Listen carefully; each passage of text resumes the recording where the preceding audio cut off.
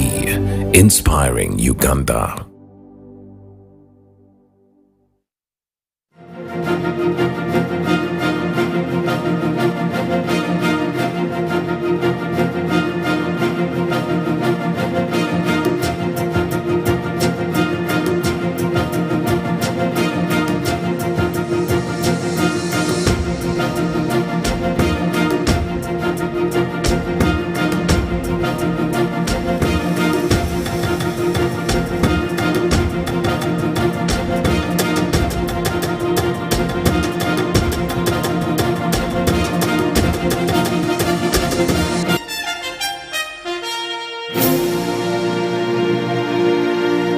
We're almost done with the month of November, and that means we are almost wrapping up 2023. So far, so good. I'm your host, Dennis Igor. To the highlights of our month-ender episode, the Prime Minister, Robin Anabanja, commissions Kenchik Uganda's state-of-the-art hatchery in Mukono district. Uganda to send a strong delegation to the COP28 climate conference in Dubai, UAE. African governments urge to prioritize investment in digital connectivity infrastructure. In our one-on-one segment, we talk to Reckitt country manager on the benefits of continuous research and innovation. Keep it locked on UBC. It's time for serious business. Commercial poultry farmers in Uganda and across the region can now access high-quality one-day-old chicks locally. This follows the commissioning of Kenchik Uganda's state-of-the-art hatchery in Mukono district. Let's have a look. The Prime Minister, Robin Anabanja, has commissioned Kenchik Uganda's state-of-the-art hatchery in Mukono district near the Namamve Industrial Park. At the launch, the Prime Minister underscored the importance of the private sector in assisting the government in supporting farmers and the entire agricultural sector. Today marks a critical milestone in our efforts to expand access to chicken hatchery services and facilitate the development of the poultry industry in our country. I'm informed because I had an opportunity to go through the hatchery. These people have come with a very good technology, and I believe what they are going to give us is quality.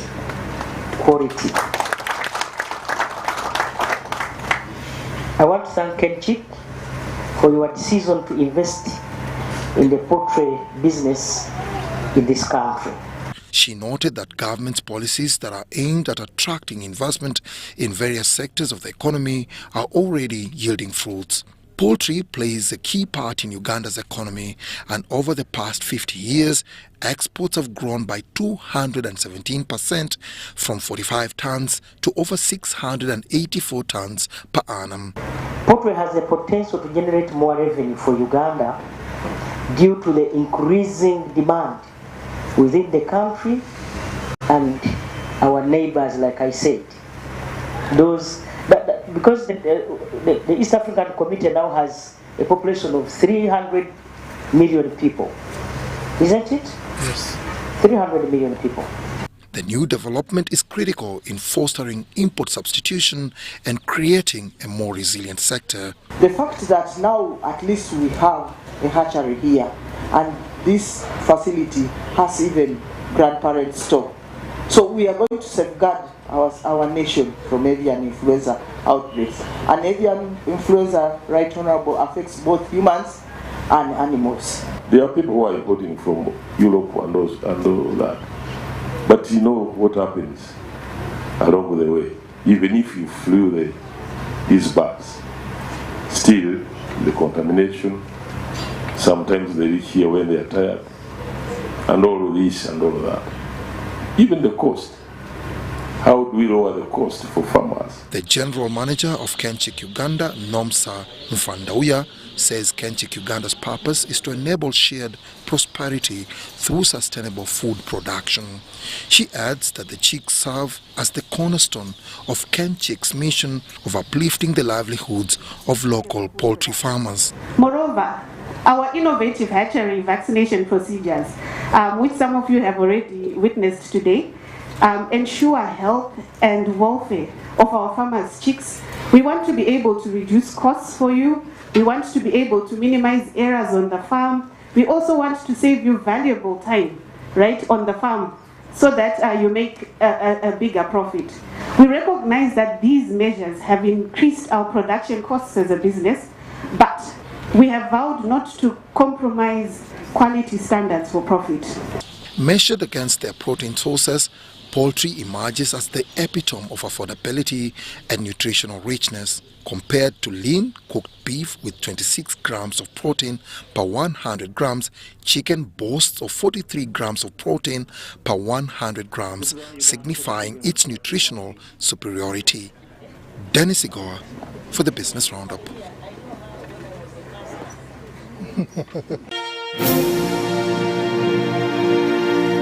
Uganda will be sending a strong delegation to the COP28 climate conference slated for the 30th of November to the 12th of December in Dubai, UAE, says Beatrice Anywa, the State Minister for Water and Environment. The UN climate change conferences are the world's highest decision-making body on climate issues. Mario Nawori reports. Delegates from nearly 200 countries, leaders of business and finance, and representatives of civil society will converge from November 30th to the 12th of December this year in Dubai, United Arab Emirates for the COP28 Climate Conference, an event dedicated to fast-tracking the transition to a clean energy future. According to Beatrice Anywa, the State Minister for Water and Environment, Uganda's delegation, which will be led by the Prime Minister Robina Nabanja, will play an active role in climate change discussions. The effect of climate change keep on emerging and changing shape. So we go to negotiate, even take a toll of how far have we gone with our commitments we made, and what else should we do to make it better?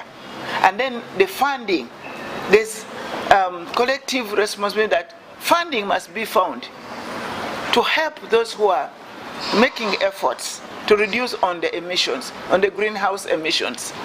So that, like planting trees, money should be found for those countries which are still able to plant trees. Mind you, our trees, like our Mabira forest, does a global job. It is not only for Uganda. So it is of global concern that all the bad carbon dioxide emissions which are coming from industrialized countries can be helped and sunk in Mabira forest, Budongo forest, on our Lake Victoria. COP28 is expected to stress the importance of collective action to stop climate change and the critical role of finance in the low carbon transition. Climate change is real, and actually in the process there's loss and there's damage. Now we said, because it is realized, can we put money in that to help countries which suffer loss and damage? So from Stockholm, it was put on table. In Egypt, it was agreed on, because we keep on negotiating every year with the parties. Now they said, since we have all suffered it and we also continue suffering it, let's put money in loss and damage. Now Uganda, that is one of the things we are going for. Like most of the least developed countries, Uganda has manifestations of climate change, and thus mitigation of its adverse effects is top priority to government, says Alfred Okoto Kidi, the permanent secretary at the Ministry of Water and Environment. We either have too little rainfall or too much. And when you have too much, it is floods, it causes landslide, it causes food security. Food security. And the issue of food security is also coming up together with health, and is going to be a new agenda item during the COP28 discussion.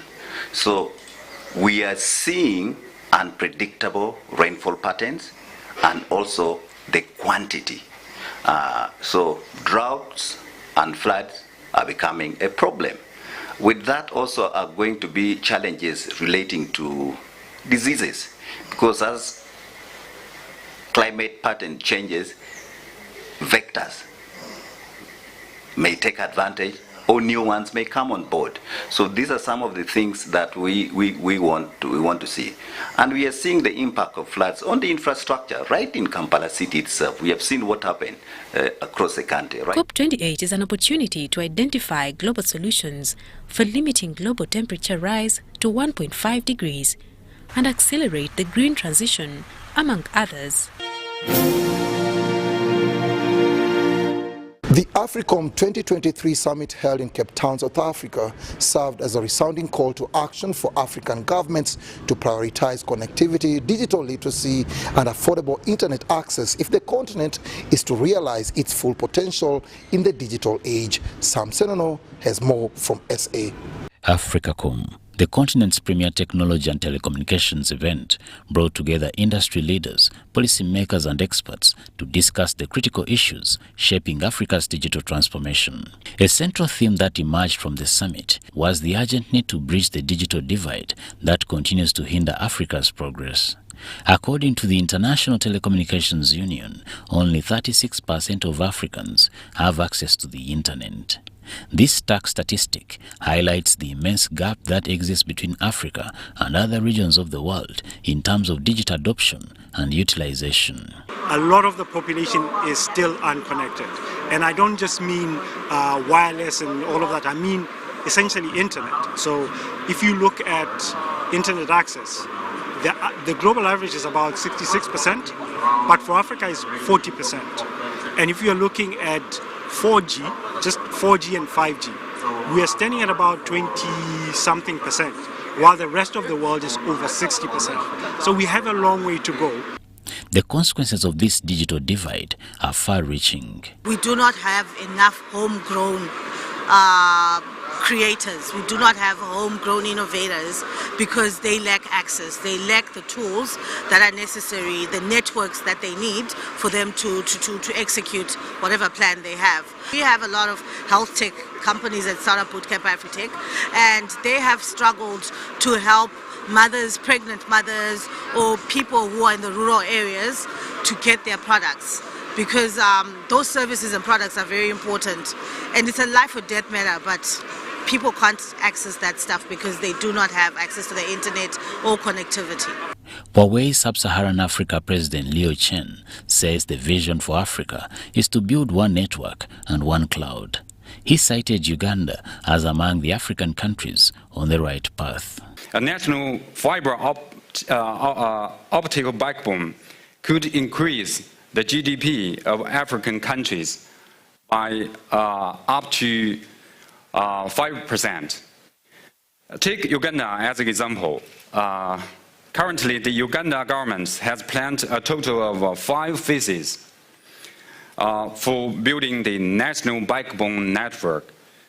After the first 4 phases of the project, supported by Huawei, the all-optical backbone network in Uganda has covered 33 urban areas and connecting 1,408 government departments.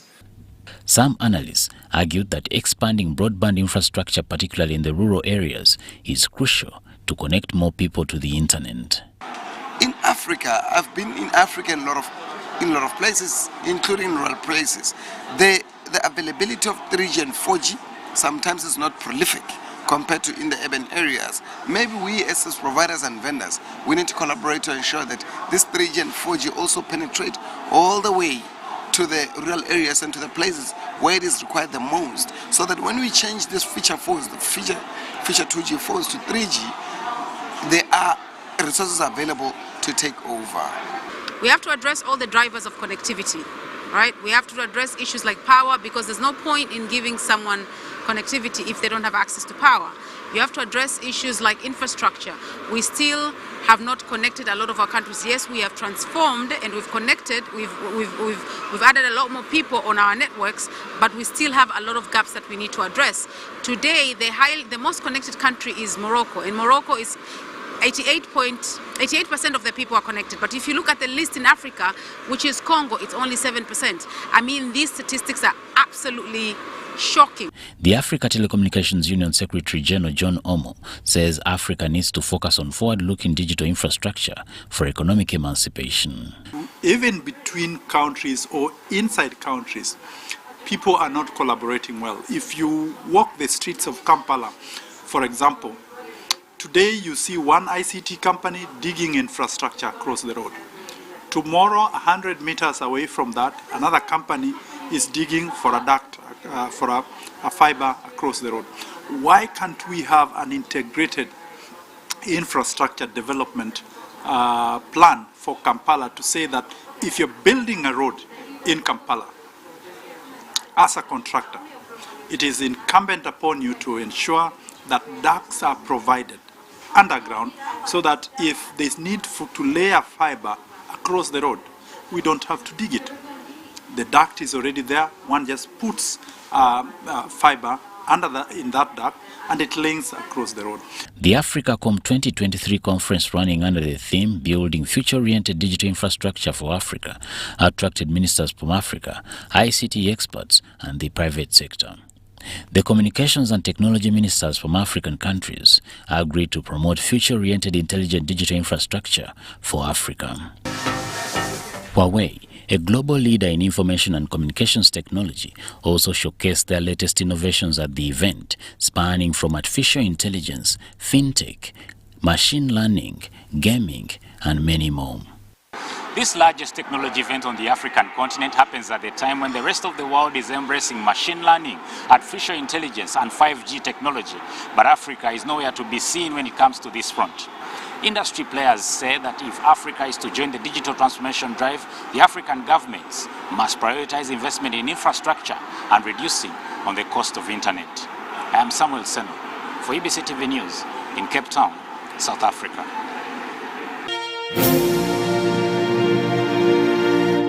Reckitt, one of the leading hygiene products distributors in the East African region, continues to blaze the trail and impact positively on communities. Business Roundup caught up with Muhammad Tariq Ali, Reckitt's country manager. Let's have a look. Hello and welcome to another exclusive interview of the weekly Business Roundup. I'm your host, Wadulo Mark Arnold, and I'm hosting pristine gentleman, a guest here, the country manager of expansion markets, Muhammad Ali.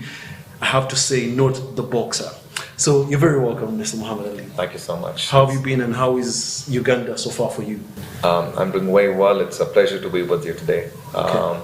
And Uganda, as always, it's a wonderful feeling to be here in the country. And I must, of course, start with, from a brand's perspective, what are the reasons behind the recognitions for the awards that we are celebrating? I think it's a wonderful feeling. This is second time in consecutive in 2 years that we are picking these awards. So for any normal human being, recognition is always appreciated, and it's, in our case, it's a similar. I think besides the feeling, what always brings us here is more important, the consistency.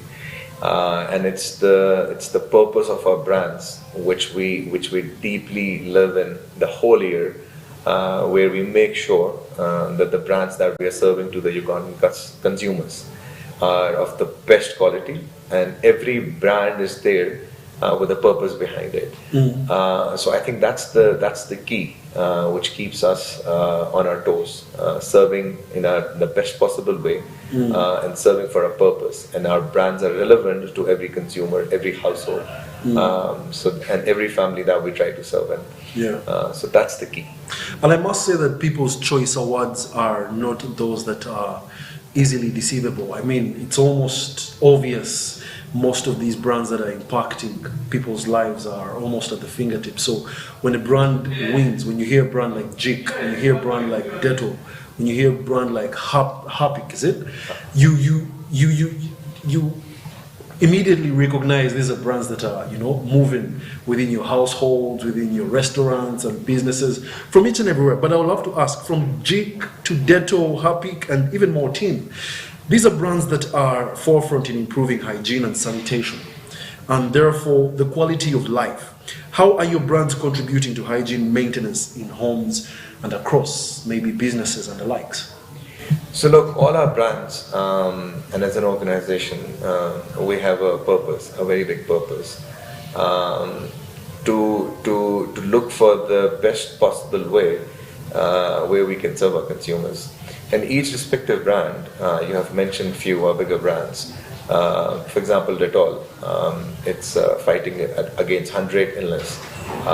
We are 99.9% claiming that we protect from all the germs. So it's a germ kill solution for you and your families. When it comes to Harpic, it's about the sanitation and the hygiene of a toilet. Where all the problems of a health begins is it's a basic core problem from your washrooms. The right sanitation in any society, in any household, in any geography that we go in. To what extent do you think mindset change can contribute to combating hygiene-related diseases? So I think over the last 10 years and after COVID, there has been a lot of conversations around, and we have seen the consumer buying pattern changing. The consumers are thinking more of their lives because COVID gave us a lesson. Now people are changing. However, we are just scratching the surface. Right now, I don't have a number to quote around it, but I would say there is a attention to it, but we still need to go into more of detail. And it is not about a month or a week. It is about your daily activity around the basic clean home that you can have, the basic prevention of all these diseases. It has to be in a daily practice. Okay. I must say congratulations upon winning this award, People's Choice Awards 2023, and I think it's well deserving. And thank you very much, Mr. Muhammad Ali. I look forward to hosting you again on our show. Thank you so much for hosting. Thanks so much. On the corporate scene, Link Bus Company has embarked on a robust training of all the employees from all over the country to ensure passenger safety ahead of the festive season. The initiative seeks to curb road accidents ahead of the busiest passenger transport season.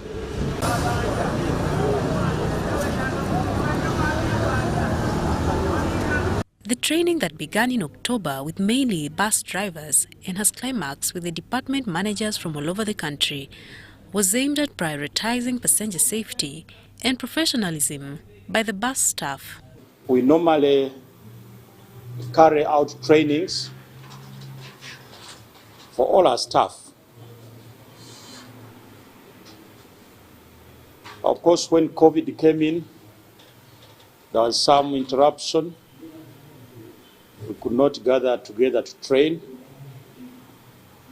But now that COVID is getting behind us, we've resumed our training programs.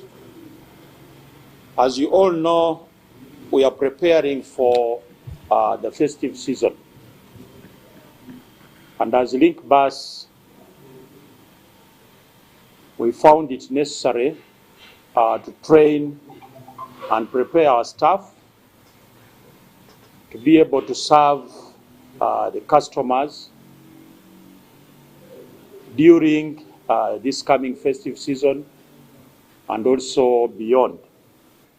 Border security was also key during the training, with the bus security staff well equipped with the necessary equipment in case of alertness against terror attacks. In most cases, we always use metal detectors at all our stations. For example, we have customs office there, we have Wera, and other branches, Kasese, and even Bundubujo. So we always use those metal detectors before the customer enters into our buses. Secondly, we always use manual checking. That's what I can say, that before the customer enters into the bus, we always make sure we convince the customer, we check his luggage before it enters into the bus. According to Solomon Simire, the managing director, Link Buses, a team of 23 relief drivers have been well trained to aid the rest of the drivers in case of fatigue due to overdriving. During the festive season. And there's also a tendency by drivers, not only bus drivers, but any other drivers, even other vehicles. I don't know whether it is out of excitement or out of a tendency to overspeed. So the government should come up, of course, and put in measures to ensure that drivers follow the regulations. On a normal day, the Link Bus Company transports about 4,000 passengers. Mariana Worry for the Business Roundup.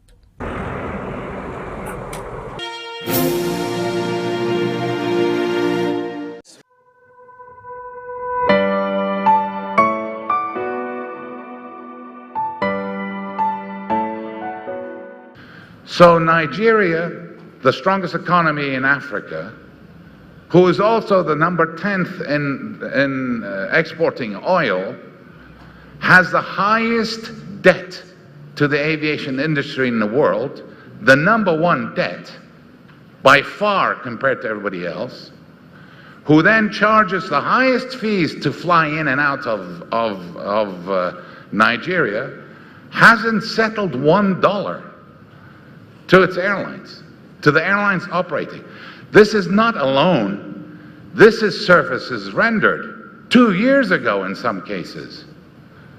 So how do they justify this?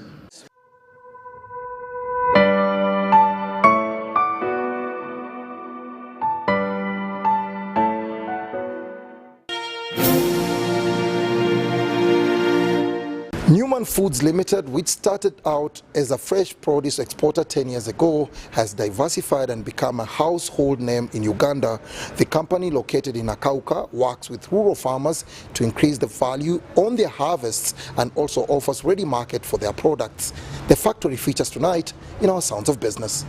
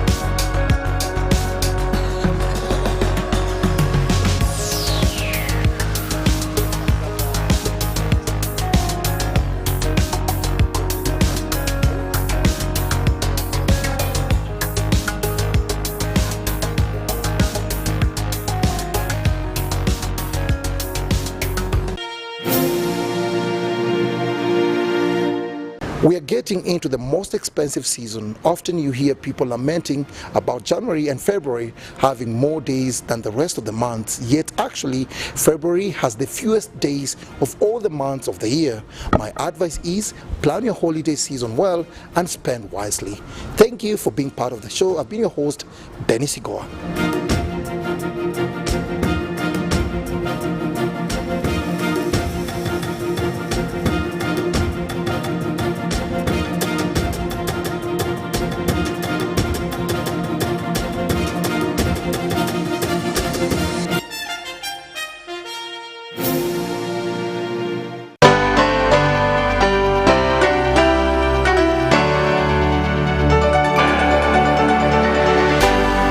UBC, inspiring Uganda.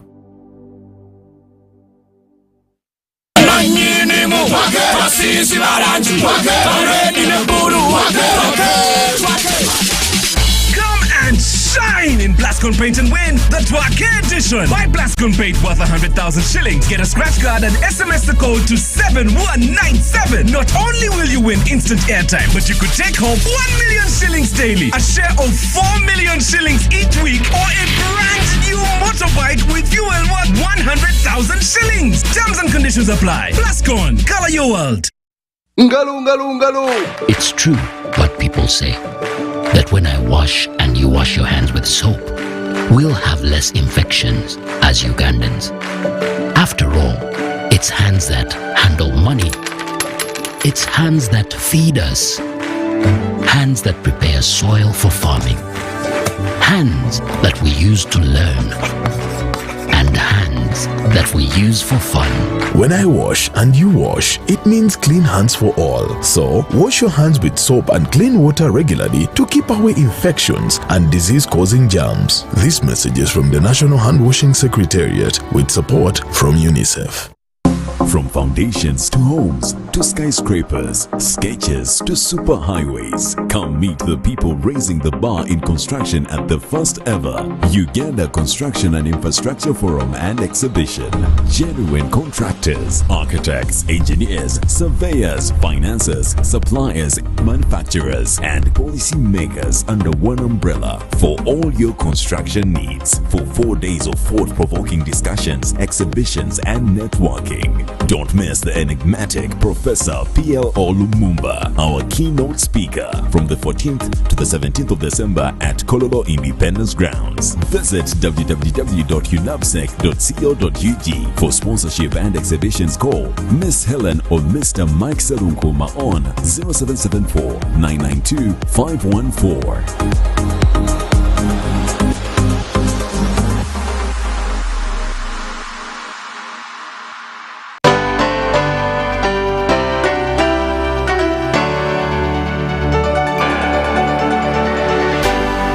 UBC, inspiring Uganda.